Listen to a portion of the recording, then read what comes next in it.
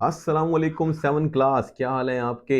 आज हम बात करेंगे इंग्लिश के पेपर की। यही वो पेपर है जिसको आप तैयार कर लो तो आपके नंबर मैक्सिमम आ जाएंगे, और यही वो पेपर है जो आपको तैयार करना है क्योंकि ये आपका ही पेपर है। ठीक है जी। तो फिर ये तो आपको पता चल ही गया होगा, आप ऐसे तैयारी कर रहे हो। और जो बच्चे नए ज्वाइन कर रहे हैं बेटा, तो वो सब्सक्राइब जरूर कर लें, क्योंकि उनको अगला पेपर तभी मिल पाएगा जब आप सब्सक्रिप्शन करोगे और नोटिफिकेशन आप तक पहुंचेगा। यानी तभी पहुंचेगा जब आप सब्सक्राइब करोगे। ठीक है बेटा जी। तो फिर ये ना कहना कि सर आज तो आप मिल गए, कल फिर हमें नहीं मिल रहे। तो हम इंशाल्लाह आपके साथ ताल्लुक जोड़ कर रखेंगे और आप भी मेरे साथ जुड़े रहें और अच्छे तरीके से तैयारी करें। मैं आपको इंशाल्लाह बाद में भी पढ़ाता रहूंगा और साथ साथ अभी भी हम पढ़ते चले जा रहे हैं। अब जो बच्चे नए ज्वाइन कर रहे हैं उनको मैं तरीका समझा देता हूँ। देखो, मैं सवाल का जवाब दूंगा, समझाऊंगा भी, जवाब भी दूंगा। आपने मेरे जवाब देने से पहले गैस करना है कि कौन सा सवाल का जवाब दुरुस्त है आपकी मालूमात के मुताबिक, ताकि आपको अंदाजा हो कि आपकी तैयारी कितनी अच्छी है। ठीक है। अगर आपको लगे कि मैं थोड़ा तेज बोल रहा हूँ, जल्दी जल्दी कर रहा हूँ, तो आप स्पीड स्लो कर सकते हो, या फिर आप रोक रोक कर पहले जवाब खुद निकालो और फिर मेरा जवाब सुनो। तो इस तरीके से काम चलेगा। ओके जी। तो चलते हैं अपने वीडियो की तरफ। ठीक है। तो इसमें सबसे पहला क्वेश्चन आता है, Sana and Aqsa are friends, so dash always play together. अब क्या करना चाहिए, सना और अक्सा कौन है भाई, दो लड़कियां हैं। तो इसका जवाब आ रहा है ए। जब दो हो तो फिर क्या होगा, हम दे का इस्तेमाल करते हैं। ठीक है। एक हो तो उसके लिए हर इस्तेमाल करते हैं। बहरहाल अब ज़्यादा हमें नहीं समझाना, बस सवाल और जवाब। अब आपको पता होना चाहिए कि सवाल भी पता होना चाहिए, यानी कि ये ना हो कि सवाल ही पता ना हो आपको और फिर जवाब याद करके चले जाओ, फिर क्या फ़ायदा। फिर पता कैसे चलेगा कहाँ जवाब किसका लगाना है। तो इसलिए सना अक्सा फ्रेंड याद रखना। फिर है question number 2, pick the sentence with the correct use of the apostrophe. Apostrophe एक छोटी सी ऐसे उल्टा कॉमा होता है, तो ये कैसे कहाँ लगाते हैं जी। ठीक है। यानी कि किस तरह इसका इस्तेमाल होगा, पहले आप देखो फिर मैं बताता हूँ आपको। हाँ जी। तो इसका जवाब है जी ए, माई पेरेंट्स हाउस। जब अपोस्ट्रॉफी आती है दरमियान में, जैसे यहाँ नजर आ रहा है, तो इसका मतलब ये है कि कब, इसका मतलब होता है का की के, तो ये पेरेंट्स का घर इज ओल्ड वन, पुराना है। फिर question number 3, identify the plural from form of the cross country. हाँ जी, क्रॉस कंट्री का प्लूरल बताओ, जमा बताओ, तो क्या आएगा। तो इसका जवाब आएगा बेटा जी सी, क्रॉस कंट्रीज। बस क्रॉस को छोड़ो, कंट्री याद कर लो, कंट्री से कंट्रीज बन जाता है। Question number 4, choose the correct pair of the homographs. Homograph same same, क्या होगा इसमें देखो, होमो मतलब सेम, ये याद कर लो, एक जैसा। तो क्वेश्चन 4 का जो आपके पास आंसर है वो है जी बी, क्लोज क्लोज। ठीक है, सेम सेम हो गया ना, क्लोज क्लोज। आगे लिखता है question number 5, choose the word with correct use of the suffix. Suffix कहते हैं बाद में आने वाले, और सुफिक्स कौन सी चीज बाद में आ रही है, इबली, IBLY। देखो हम इसको कैसे समझते हैं, पहले आपको सोचो। तो इसका जवाब आता है ए, टेरिबली। ठीक है ना, आखिर में BLY आ गया। सूट, सूटिबली नहीं होता। ठीक है, ये वर्ड नहीं होते, अब सारा समझाएंगे तो मसला हो जाएगा। तो टेरिबली, टेरिबली कहते हैं बहुत बुरे तरीके से। क्वेश्चन नंबर है जी 6, जनवरी is dash month of the year. भाई कौन सा महीना, कैसा महीना होता है जनवरी, बताओ भाई। तो इसका जवाब है सी, ठंडा महीना होता है जी। हमारे पास सबसे ठंडा महीना आजकल जनवरी ही होता है हमारे सालों में, पहले दिसंबर हुआ करता था, अब जनवरी। अच्छा जी, question number 7, we dash a forum to raise awareness about the environment last month. यानी पिछले महीनों में जो एनवायरमेंट के मसाइल हैं उनको उठाने के लिए जो फोरम है वो। तो यहाँ लिखता है यानी उसकी उस फिक्र में इस्तेमाल करो। तो ये आपके पास जवाब बन रहा है जी सी, हेल्ड, उठाना। We held a forum. ठीक है, हमने एक फोरम बनाया, जगह बनाई ताकि हम बता सकें एनवायरमेंट के बारे में। क्वेश्चन नंबर है जी 8, a group of the words has the silent letter. भाई साइलेंट लेटर कौन सा है इन सब के अंदर। तो इसका जवाब आपके पास बनता है जी सी, वॉक में एल साइलेंट है, काम में एल साइलेंट है, हाफ में एल साइलेंट है। एल की आवाज नहीं आ रही, नहीं हालफ, कालम, वालक नहीं कहना। अच्छा भाई, क्वेश्चन नंबर आपके पास आ गया 9। अब क्वेश्चन 9 में लिखता है आइडेंटिफाई द लिंकिंग वर्ब, जो जोड़ती हैं। इन लिंकिंग, जोड़ना, याद आ गया ना। In the given sentence the world is large and home for all species, the world, दुनिया बड़ी है और घर है तमाम जानदारों के लिए। तो क्वेश्चन नंबर 9 का आंसर जो बनेगा आपके पास वो है जी सी, ठीक है ना, इज। अब वो लिखता है ये बेटा लिंकिंग है, इज यानी ये है। आगे लिखता है नंबर नेक्स्ट में, कहता है question number 10, select the adjective derived from the word create. Create से आपने एडजेक्टिव निकाली है, तो वो क्या आंसर आएगा? तो भाई नजर आ रहा है साफ साफ आपको, और वो है सी, ठीक है, क्रिएट से creative.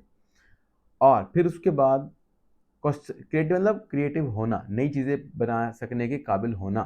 Question number 11, select the sentence of the present perfect tense. ठीक है, अगर आपको टेंसेस आते हैं तो ये आसान हो जाएगा, अदरवाइज बस आप डायरेक्टली थोड़ा रट्टा लगा लो। इसका आंसर तकरीबन सी बनेगा। ठीक है, my father has kept all the document carefully. मेरे वालिद ने सारे डॉक्यूमेंट अच्छी तरीके से रखे हुए हैं। तो लिखता है सिलेक्शन, सॉरी क्वेश्चन नंबर है जी 12। क्वेश्चन 12 है which sorry she writes a letter. उसने एक लेटर राइट किया। Pick the correct structure of the sentence. तो सेंटेंस का सही स्ट्रक्चर बताओ। तो ये आपने बुक में पढ़ा है, इसको अट्टा लगा लेना, SVO। फिर जी नेक्स्ट क्वेश्चन, नेक्स्ट क्वेश्चन है what does the acronym UNICEF stands for. ये एक अक़वाम मुत्तहिदा का इदारा है, जिसका मतलब देखो UNICEF से आपने खुद ही निकाल लेना है। तो इसका जवाब है ए, यूनाइटेड नेशंस चिल्ड्रंस फंड। ठीक है, फिर नंबर नेक्स्ट आता है question number 14, identify the sentences with the correct punctuation. सही पंक्चुएशन हो, जिसके अंदर कॉमा शॉमा ठीक लगा हुआ हो, वो चुनो। तो इसमें आपके पास जो आंसर आता है वो है बी। ठीक है ना, व्हाट अ ब्यूटीफुल डे। फिर उसके बाद ये चीज़, ये इसको बता रही है कि सही punctuation, we should go outside. ठीक है, तो हमें बाहर जाना चाहिए। फिर next question number 15, identify the sentences with a third person. तीसरे यानी दो बंदे हो, उसमें एक फिर एक तीसरा बंदा हो, तो उसके हिसाब से बताओ। मतलब तीसरा बंदा बताता है यार तुम दोनों ने ऐसा कर दिया वैसे कर दिया, तो तीसरे बंदे की सोच से बताओ। तो क्वेश्चन नंबर 15 का आंसर निकालो, क्या निकला? हाँ जी, तो उसका जवाब आएगा आपके पास C, she is the best athlete in her college. फिर नंबर नेक्स्ट आता है question number 16, which substance is capitalised correctly. Capital कहते हैं बड़ा लेटर बनाने को, तो किस सही तरह से हमने बड़ा लेटर बनाकर लिखना है। तो इसका जवाब आपके पास आएगा ए। ठीक है, a learners driving licence issued in Lahore, Lahore का एल बड़ा, इज वैलिड फॉर 5 years। अब नेक्स्ट आता है जी question number 17, select the meaning of the viral, sorry vital, vital कहते हैं जरूरी को, तो इसका मतलब बताओ। तो इसका जवाब आपकी किताब के हिसाब से बन जाएगा ए। ठीक है ना, फंडामेंटल, बुनियादी चीज़। जब तक बुनियादी चीज़ नहीं होती, बुनियादी नहीं होती घर की, तो घर बन ही नहीं सकता। अगर ग़िज़ा में बुनियादी चीज़ें ना हो, जैसे कि आपके पास खाना खाने में दालें सब्ज़ी, तो आप बड़ी चीज़ें नहीं बना सकते। पिज़्ज़ा भी इन्हीं से ही बनता है। ठीक है, तो बुनियादी चीज़ें होना ज़रूरी है, वो वाइटल है, ज़रूरी वाइटल, बुनियादी चीज़ें ज़रूरी होती हैं। Question number 18, how many syllable यानी टुकड़े हैं are there in the word tolerance. Tolerance के अंदर कितने हिस्से हैं? तो अगर हम गौर से देखें तो आपके पास ये आंसर आता है इसका सी। क्या आता है? सी, 3, टॉलरेंस। ठीक है, ऐसे कह लो आप, 3 टुकड़े बना लो उसके। अब नेक्स्ट आता है जी question number 19, fill in the blanks to make present perfect continuous tense. तो अगर आपको परफेक्ट कंटिन्यूअस टेंस आता है तो आपके लिए आसानी हो जाएगी। I have been teaching dash 14 years। मैं ये पढ़ा रहा हूँ 14 सालों से। तो इसका जवाब आपके पास बन जाएगा ए, फॉर 14 years। ठीक है, जब हम कुछ चीज़ गिन सकते हैं ना, जैसे कि 14 गिन सकते हैं, तो इसके पहले फॉर लगाएगा। अगर हम किसी को गिन नहीं सकते, ठीक है ना, मैनी लिखा होता, या मतलब ऐसी चीज़ होती है जिसको काउंट नहीं किया जाता, फिर सिंस लगाते। तो ये दो चीज़ें लग सकती हैं, फॉर और सिंस। अब question number 20, choose an imperative sentence. आपने इम्पेरेटिव जिसके अंदर कोई इमोशन हो, जज्बा हो, वो चुनना है। वो कौन सा है? तो 20 का जो आंसर आपके पास आ रहा है वो है जी ए, हेल्प द नीडी पीपल। ठीक है, जो ज़रूरतमंद हैं उनकी मदद करना। फिर है question number 21, identify the figure of speech. यानी फिगर ऑफ स्पीच कहते हैं बोलने का एक फिगर या बोलने का तरीका। जैसे Salma's cat is as white as snow. Salma की बिल्ली इतनी सफ़ेद है जैसे कि स्नो होती है, या कह लो बर्फ़ होती है। तो इसका जवाब किस तरह से निकालेंगे? तो इसका जवाब आपके पास आ रहा है सी, सिमिली कहते हैं दो अलग अलग चीज़ों को इस तरह जोड़ना कि उनके दरमियान में मुशाबहत पैदा हो जाए, यानी ताल्लुक पैदा हो जाए। Question number 22, choose the correct pair of the homophone. Homo मतलब सेम, फोन मतलब कह लो अल्फाज। तो इसका जवाब क्या है? तो 22 का जो आपके पास जवाब आता है वो है जी ए, ठीक है ना। सेल फोन का मतलब ये भी होता है आवाज, होमोफोन मतलब सेम सेम आवाज, तो सेल सेल एक जैसा लग रहा है। फिर यदि क्वेश्चन नंबर आपके पास 23, pick the correct meaning of the idiom once in the blue moon. ये आपके पास एक ईडियम है, once in a blue moon. तो इसका मीनिंग या इसे कहाँ इस्तेमाल करते हैं ये हमें बताना है। तो उसका जवाब है आपके पास D, to do something rarely, ऐसा काम करना जो कभी कभी हुआ हो, शाज़ व नादिर हो, तो उसको हम कहते हैं कि once in a blue moon, क्योंकि ये ब्लू मून बहुत कम देखने को मिलता है।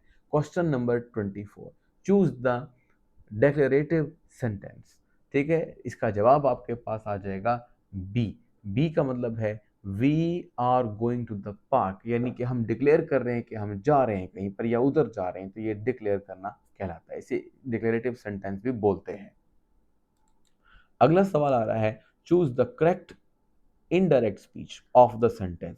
अब सेंटेंस क्या है? She said I have done my work, उसने कहा कि मैं अपना काम कर चुकी हूँ। तो इसका जवाब आ रहा है आपके पास ए। ए का मतलब है she said that she had done her work, यानी वो कहना चाहती है कि उसने अपना काम कर लिया है। फिर question number 26, identify the meaning of the proverb. Proverb के मतलब बताओ। ऑल कौन से प्रोवर्ब है? जबर मिसल ऐसे कह लो, all that glitters is not gold, हर चमकती हुई चीज सोना नहीं होती। तो इसका आंसर कहाँ बनेगा? इसका आंसर है जी B, every beautiful thing isn't precious, यानी कि बाजू का हमें कोई चीज़ खूबसूरत लग रही हो तो उसका कतई मतलब ये नहीं कि वो बड़ी नायाब भी होगी, ठीक है, महंगी होगी, तो ऐसा भी हो सकता है। तो question number 27, choose the sentence with the water metaphor. ठीक है, आपने मेटाफोर वाला जुमला निकालना है, तो उसका जवाब आपके पास आ रहा है D, Aslam is shining star. ये आपके पास शाइनिंग स्टार मेटाफोर है, यानी बढ़ा चढ़ाकर किसी चीज़ को बताना, यही मेटाफोर में चला जाता है। भाई आप बहुत ही खूबसूरत है, जैसे चांद खूबसूरत है, तो ये भी मेटाफोर बन सकता है। अब है आपके पास एक पैराग्राफ, इस पैराग्राफ में स्टैंजा दिया हुआ है, और स्टैंजा 1 है, स्टैंजा 2 है और स्टैंजा 3 है, और इसके मुताबिक कुछ सवाल पूछे गए हैं। हम तो डायरेक्टली जवाब कर लेंगे, हमें वैसे ही आ जाएगा, हमें ज़रूरत ही नहीं स्टैंजा को पढ़ें। लेकिन अगर आप अच्छे बच्चे हैं, आप अच्छी तैयारी करते हैं, तो आपको चाहिए कि स्टैंजा भी पढ़ा करें। तो क्वेश्चन 28 है, about whom the poem is, poem किसके बारे में है? ठीक है, तो यहाँ पे आपने डायरेक्टली ऊपर पोइम में लिखा है, लेकिन जवाब आप खुद भी यहाँ से भी देख सकते हो, और वो है बी, स्नेल के बारे में है। ऊपर भी लिखा होगा, जैसे लिखा है आई एम स्नेल, मैं स्नेल हूँ। तो भाई आगे लिखता है जी question 29, in which line does the poet expresses the snail's identity. Snail के बारे में जो बताया है पोइट ने, वो किस लाइन में बताया है? तो आपने कहना है, ये है जी ए, आई एम स्नेल, पहली लाइन में लिखा था, जैसे ऊपर मैंने बताया भी आपको। फिर जी question number 30, where do the snail is heading या हेडिंग, स्नेल किधर जा रहा है, किस तरफ है? तो आपने क्या जवाब देना है? तो उसका जवाब आपके पास आएगा B, towards, towards cherry trees. ठीक है, ऊपर लिखा हुआ है चेरी ट्री की तरफ जा रहा है, ये लिखा है आई एम हेडिंग, में जा रहा हूँ फॉर दोज चेरी ट्रीज। ठीक है, उन चेरी के दरख्तों के लिए, या वहाँ कुछ खाने के लिए जा रहा हूँ। अब है question 31, which speed do snail like, snail की स्पीड कैसी होती है? तो आप ये कहेंगे, स्नेल आपने देखा हो शायद, इस तरह की उसकी बॉडी होती है, और उसके ऊपर इस तरह का एक खौल होता है, और यहाँ से उसकी दो आंखें निकली होती हैं। तो ये बहुत आहिस्ता आहिस्ता आहिस्ता करके चलता है। तो आप बताओ भाई स्पीड कैसी होगी? तो इसका जवाब है बी, वेरी स्लो या बीइंग स्लो। अच्छा, फिर आता है जी लास्ट क्वेश्चन, शॉर्ट अपना एमसीक्यू का। Question number 32, what is the theme of the poem. Poem का थीम क्या है, पोइम किस चीज़ के बारे में बात कर रही है? तो उसका जवाब आपके पास आता है बी में। बी क्या कहता है? डेथ ऑफ स्नेल, यानी स्नेल मर जाता है। तो ये आपके पास सारा कुछ चल रहा था। क्या एमसीक्यूज हमने कंप्लीट कर लिए हैं, और उम्मीद है कि आपको ये बहुत अच्छी तरीके से याद भी हो गए होंगे। अब हम आते हैं सब्जेक्टिव पार्ट में इसमें क्वेश्चन 33 है, इसमें क्वेश्चन 34 है, इसमें क्वेश्चन 35 है और 35 के साथ एक डायग्राम बनी हुई है और फिर 36 है और 36 में एक पैराग्राफ है और पैराग्राफ के बाद कुछ लाइनें यानी सवाल बन जाएंगी और क्वेश्चन 37 है इसमें आपके कुछ लिसनिंग, स्पीकिंग, रीडिंग क्वेश्चन के बारे में बात हो सकती है जो टीचर आपसे खुद करेंगे या आपको नंबर दे देंगे। ठीक है जी, अब हम चलते हैं इसके जवाब की तरफ। तो आपके पास पहला क्वेश्चन 33 क्वेश्चन जो आएगा इसका आंसर आपने लिखना है यहाँ से, ये एक तरह का डायलॉग है, तो ये लिखना है साकिब और हैदर के दरमियान। और फिर इसके बाद आप चलेंगे अगले क्वेश्चन की तरफ जो कि 34 है। 34 में जो आपने लिखना है वो आपने यहाँ से लेकर और यहाँ तक लिखना है जी। ठीक है, बाकी को छोड़ दें, ये बाकी आपके लिए नहीं है, ये आपके टीचर्स के हैं जो चेक करेंगे वो नंबर लगाएंगे। इसलिए बस आपने खूबसूरत करके, प्यारा करके और जो जवाब दे दिया है इस जवाब को लिख देना है। अब आता है क्वेश्चन नंबर 35। क्वेश्चन 35 में आपने सिंपल आंसर जो लिखा गया है वो ये वाला लिखा गया है। ठीक है, सवाल के हिसाब से जवाब आ गया। फिर उसके बाद ये हम खुद जो टीचर के लिए हैं वो उसके लिए हैं, बाकी पैराग्राफ वगैरह राइट करने के लिए बच्चे मेहनत कर सकते हैं। ठीक है, ये डिपेंड करता है कि आप स्कूल में कितना अच्छा काम करते हो। अब है जी क्वेश्चन नंबर 36। 36 में आपने क्या करना है, ये इसका आंसर है, 5 पॉइंट आपने लिखने हैं। The emperor of China announced a contest to find his new hair. The emperor announced Ping as his hair because this honesty and integrity inspired them। यानी थोड़ा सवाल आपने पढ़ा हुआ होगा तो उसके हिसाब से जवाब लिखे हैं, बस रटा मार लो और लिखा हो अगर आपने पहले कभी नहीं पढ़ा और इतना अच्छा तरीके से याद भी नहीं किया हुआ। अब है क्वेश्चन नंबर 37। क्वेश्चन नंबर 37 में आपके पास आ रहा है जो सवाल आ रहा है तो वो कुछ यूँ है कि आपके पास कुछ लिसनिंग हिंट्स आ जाएंगे। ठीक है, प्रोफेशन वन, किसी एक प्रोफेशन पर, यानी कोई भी जैसे प्रोफेशन है, people come to me for legal issues. ठीक है, कहाँ जाते हैं लीगल इशू के पास? जज के पास, वकील या कोर्ट में। I have to give argument. ठीक है, वहाँ दलीलें देनी पड़ती हैं। और my work in a court, और मुझे अदालत जाना पड़ता है। आई वेयर अ ब्लैक कोट। तो वो कौन होगा? वो वकील होगा ना। अगर आपको सारी बातें बता दी जाएं और पूछा जाए भाई किसके बारे में बात हो रही है तो आपने जवाब देना है। ठीक है, इसी तरह से लिसनिंग हिंट दूसरा भी है।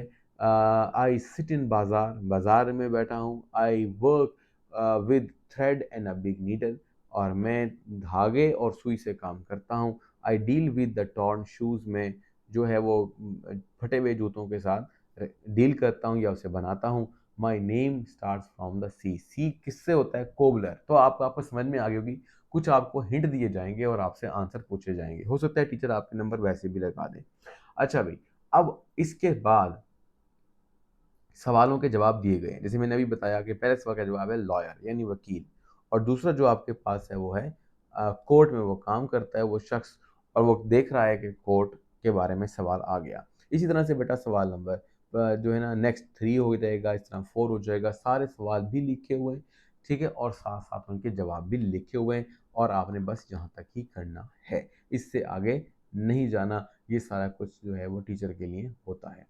ठीक है जी, तो फिर अब तक के लिए अल्लाह हाफिज़। ज़रूर अगला पेपर देखिएगा। इसके लिए मैंने पहले भी आपसे कहा था कि आपने सब्सक्राइब ज़रूर कर लेना है ताकि आपको नए आने वाला जो वीडियो है वो वक्त पर मिल सके। ठीक है, तो क्लिक करो और सब्सक्राइब को जो है वो हिट करो, और नोटिफिकेशन बेल को ज़रूर ऑन कर लो ताकि आपको नोटिफिकेशन भी मिल जाए। ठीक है जी, अल्लाह हाफिज़। और याद करो, अल्लाह हाफिज़ से पहले अपने लिए दुआ किया करो, मेरे लिए भी दुआ करो, और साथ साथ कमेंट बॉक्स में दुआ के लिए लिखो कि या अल्लाह हमारे नंबर बेहतरीन आ जाएं, और आप फिर लिखो इंशाअल्लाह।